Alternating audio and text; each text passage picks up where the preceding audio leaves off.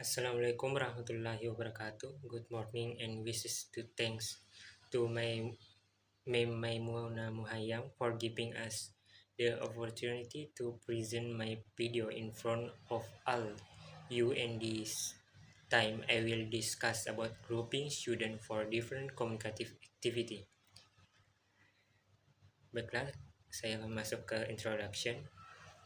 Background. Shidin menyatakan kelompok lebih dari kumpulan individu dan dibentuk karena anggota perlu menyelesaikan sesuatu atau menghasilkan sesuatu dengan menggunakan pengetahuan dan keterampilan. Tujuan khusus kerja kelompok adalah untuk membekali siswa dengan pengetahuan dan pemahaman tentang materi pelajaran, sekaligus lebih menitik beratkan pada dinamika kelompok di mana siswa diberikan pengalaman langsung untuk bersikap dan bereaksi dalam situasi kelompok. Selain itu, aktivitas kelompok memungkinkan siswa untuk memperoleh keterampilan komunikasi yang relevan, keterampilan diskusi dan argumentasi, keterampilan belajar interaktif dan inquiry kooperatif, dan mengembangkan sikap yang sesuai dengan belajar dan mengajar. Ada beberapa keuntungan dari pengelompokan siswa, yaitu memberikan kesempatan untuk interpretasi rekan dan berbagi pengalaman dan wawasan. Itu dapat membantu praktik dan umpan balik yang harus menyertai pengajaran guru, dan itu dapat memberikan pembinaan rekan serta motivasi rekan. Teknik ini dapat membuat siswa senang dalam proses pembelajaran karena tidak hanya mempelajari materi, tetapi juga bermain untuk menghindari kebosanan. Teknik ini dapat dilakukan secara berpasangan ketika siswa bekerja dalam kelompok siswa untuk melatih keterampilan. Mereka dapat melatih pembelajaran satu sama lain dan memberikan umpan balik. Discussion. Dalam memilih pengelompokan siswa, guru dapat menentukan kelompok siswa dengan beberapa pilihan. Yang pertama yaitu ability grouping atau pengelompokan kemampuan. Meski kontroversial, pengelompokan kemampuan merupakan salah satu metode pengelompokan siswa. Dengan metode ini, guru akan melihat kemampuan setiap siswa dan menempatkannya dalam satu kelompok dengan siswa lain yang memiliki kemampuan yang sama. Jadi misalnya, siswa matematika tingkat lanjut semua akan ditempatkan bersama dalam satu kelompok, sama seperti siswa membaca tingkat lanjut semuanya dalam kelompok mereka sendiri. Kelompok-kelompok ini mungkin terlihat berbeda berdasarkan mata pelajaran dan kemampuan di kelas. Guru juga dapat menggunakan pengelompokan kemampuan untuk khusus pengelompokan siswa dengan kemampuan yang berbeda. Menyebarkan kemampuan siswa di setiap kelompok adalah pengelompokan yang heterogen dan memungkinkan siswa dari semua kemampuan untuk saling membantu. Tujuan kemampuan adalah memfasilitasi pemenuhan kebutuhan semua siswa, di mana di masa lalu telah diamati bahwa dalam kelompok yang heterogen, pelajar yang lambat dan yang berbakat sering diremehkan. Pengelompokan kemampuan merupakan salah satu metode yang digunakan untuk mengembangkan setiap individu sesuai kemampuannya. Random choice atau pilihan acak. Mengelompokkan siswa secara acak dapat membantu mencegah siswa mengelompokkan siswa lain sebagai lambat atau mahir. Hal ini juga memungkinkan peningkatan pengelolaan kelas karena guru tidak akan selalu memiliki siswa yang bermasalah yang sama dalam kelompok yang sama, dan memberikan kesempatan kepada guru untuk memisahkan siswa yang tidak perlu bekerja dalam kelompok yang sama. Pengelompokan siswa secara acak dapat diselesaikan dengan meminta siswa menghitung, berpasangan, atau metode pembagian kelas lain yang Anda buat. Pengelompokan acak adalah pengelompokan yang sepenuhnya arbitrer. Penggunaan teknik ini ketika fokus guru adalah pada pengelolaan dan pembentukan kelompok dengan ukuran yang sama. Pengelompokan acak juga dapat membantu siswa mengenal satu sama lain dengan lebih baik. Yang ketiga, teacher choice atau pilihan guru. Mungkin ada kalanya guru ingin memilih siswa kelompok untuk kegiatan tertentu. Guru mungkin ingin menggabungkan siswa yang kuat dan yang lemah, atau menyatukan siswa yang kuat untuk tugas tertentu. Muridnya mungkin menyadari mengapa Anda memilih siswa tertentu untuk bekerja sama, sehingga guru mungkin tidak memutuskan untuk memberitahu siswa bagaimana guru memilih kelompok tersebut. Remaja biasanya memahami ini dengan cepat jika guru memilih kelompok berdasarkan kemampuan, sehingga dia mungkin ingin memikirkan tentang bagaimana dia akan menjelaskan pilihannya kepada siswa sebelumnya. Namun guru memutuskan untuk mengelompokkan siswanya itu adalah sesuatu yang harus dipertimbangkan pada tahap perencanaan. Guru harus selalu memiliki keputusan akhir tentang bagaimana kelompok dibentuk. Jadi, betapapun persuasif siswanya, dia harus menjadi orang yang membuat keputusan tentang bagaimana kelompok dibentuk. Yang keempat, student choice atau pilihan siswa. Mengizinkan siswa untuk memilih pasangan kelompoknya adalah metode lain untuk mengelompokkan siswa yang dapat bekerja dengan baik untuk beberapa proyek. Seperti dalam kelompok minat siswa, siswa dapat diizinkan untuk memilih pasangan atau kelompok siswa yang ingin mereka ajak bekerja sama. Ini berisiko membuat siswa tersisih atau memiliki sekelompok siswa yang alih-alih bekerja sama hanya melakukan kesalahan. Perencanaan yang cermat dan pengawasan yang cermat dapat membantu mencegah masalah ini. Pengelompokan pilihan siswa memungkinkan siswa untuk mengelompokkan diri mereka menurut preferensi bersama. Untuk penulis atau genre bacaan misalnya, atau periode sejarah atau negara dalam studi sosial, sistem pengelompokan ini baik digunakan ketika keberhasilan siswa tidak bergantung pada pilihan ketika Anda ingin siswa memimpin. Berdasarkan penjelasan di atas, penulis berkesimpulan bahwa seluruh kelompok pemilihan siswa cukup sesuai untuk kesempatan tertentu. Guru harus memberikan perhatian yang tinggi dalam memilih kelompok siswa dengan melihat bahan ajar. Jika materi sangat sulit, guru harus menggunakan pilihan guru dalam memilih kelompok, sehingga guru dapat mengontrol bahwa setiap kelompok memiliki pemimpin kelompok. Tetapi, jika materinya tidak terlalu sulit, guru dapat meminta siswa untuk memilih kelompok pasangannya. Topik selanjutnya yaitu keuntungan dan kerugian grouping student for different communicative activity. Keuntungan dari pengelompokan siswa. Menurut Duncan E.R., keuntungan dari pengelompokan kemampuan adalah: yang pertama, siswa yang mampu akan terstimulasi. Yang kedua, siswa yang memiliki kemampuan yang sama dapat saling membantu. 3. Buku-buku yang diperlukan dan bahan-bahan lain dapat tersedia dengan mudah. 4.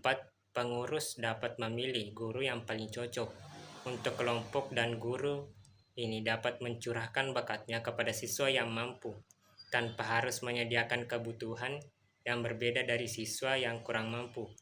Banyak guru merasa bahwa kecepatan yang lebih tepat untuk semua siswa dapat ditetapkan dan siswa akan merasa lebih bebas untuk berpartisipasi. Keuntungan besar membentuk kelompok secara acak adalah hal itu dipandang adil oleh semua yang terlibat. Seorang guru dapat mengakomodasi keragaman peserta didik dengan memvariasikan jenis keterlibatan dalam kelompok.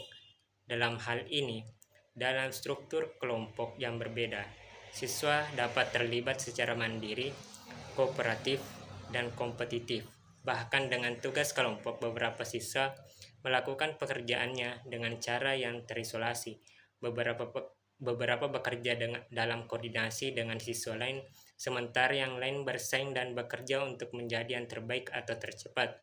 Beberapa contoh dari berbagai jenis keterlibatan adalah meminta siswa berbagi sumber atau materi, siswa lain mengklarifikasi ide, yang lain memberikan contoh, dan yang lain memberikan kontroversi selama diskusi kelompok. Di sini ada beberapa keuntungan memilih siswa berdasarkan kemampuan pengelompokan, pilihan acak, pilihan guru, dan pilihan siswa. 1. Pengelompokan kemampuan. Keuntungannya itu ini akan memungkinkan guru untuk lebih efisien dalam perencanaan mereka. Siswa berkemampuan tinggi belajar lebih banyak daripada siswa yang berkemampuan rendah. Siswa berkemampuan rendah tidak akan putus asa dengan kemajuan siswa berkemampuan tinggi lainnya. Lebih mudah untuk mengajar, maka masalah disiplin kurang terjadi secara homogen dalam kelas.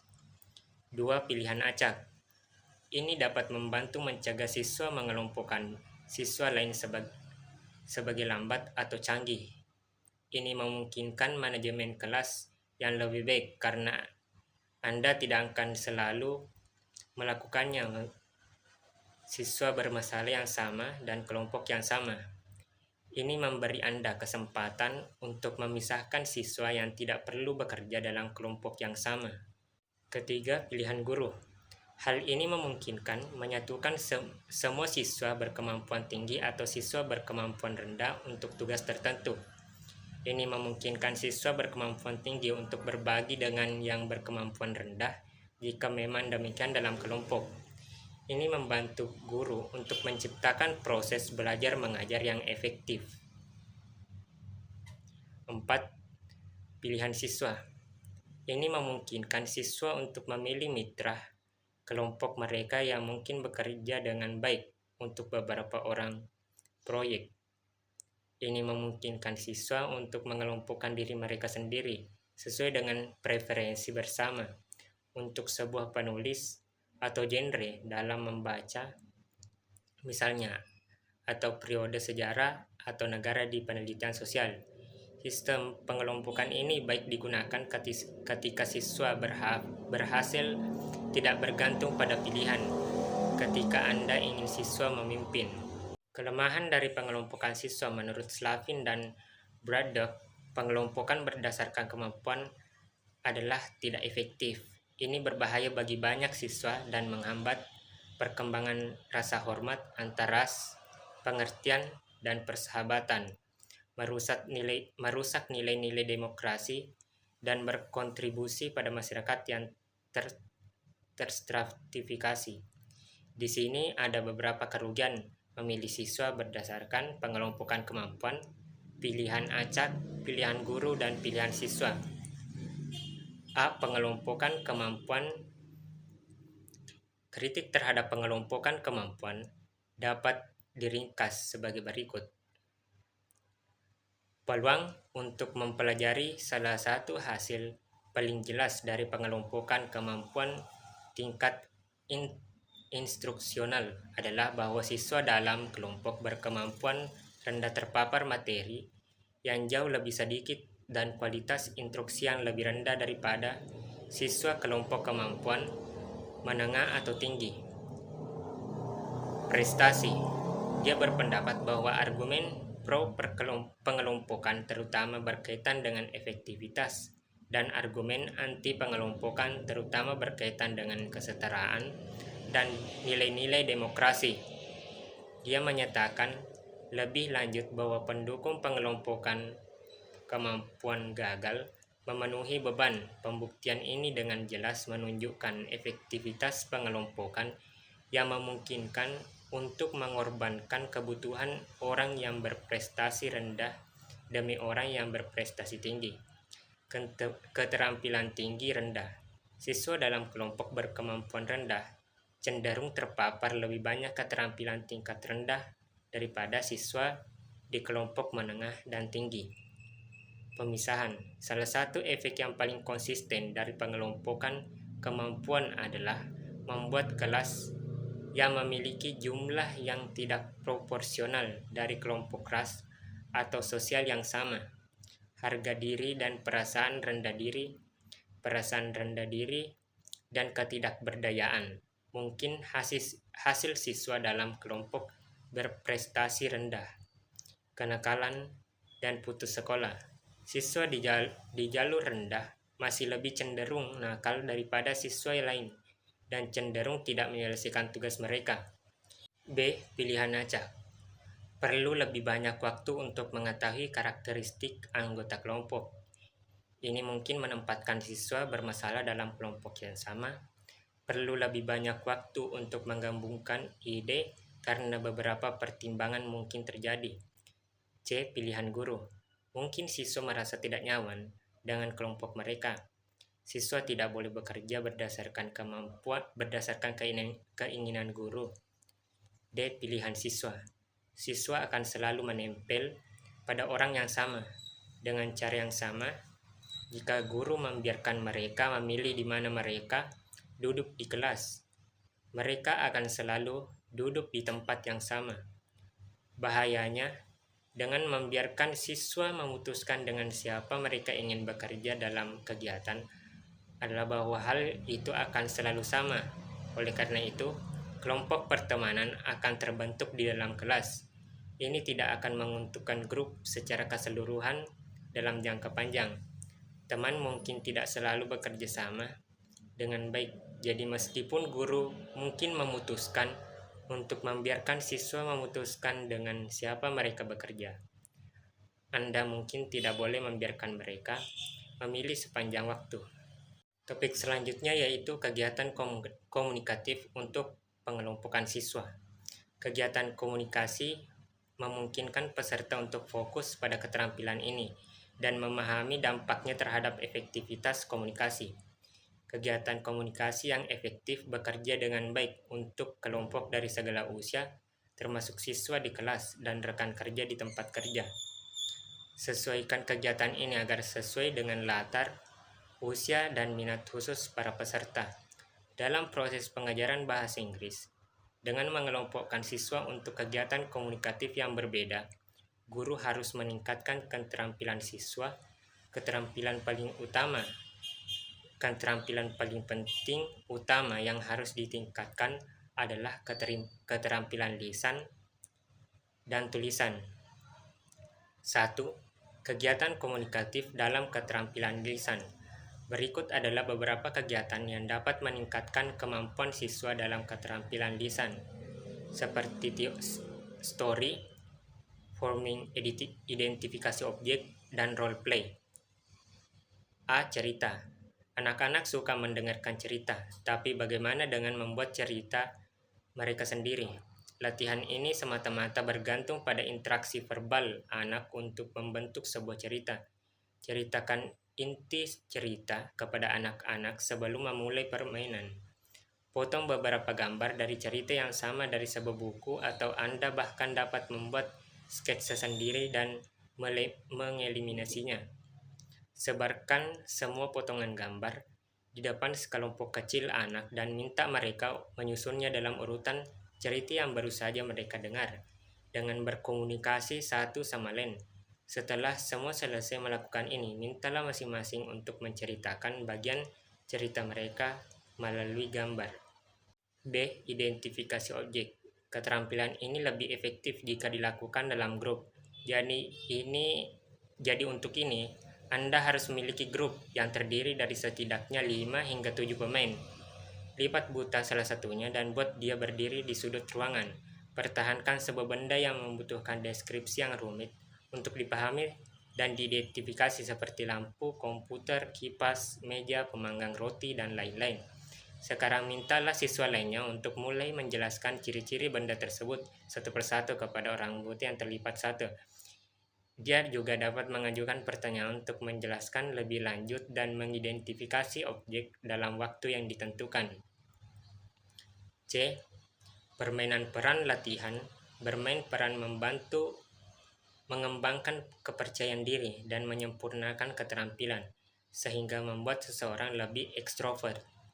Ini adalah salah satu latihan terbaik untuk remaja yang perlu menguasai keterampilan komunikasi lisan mereka.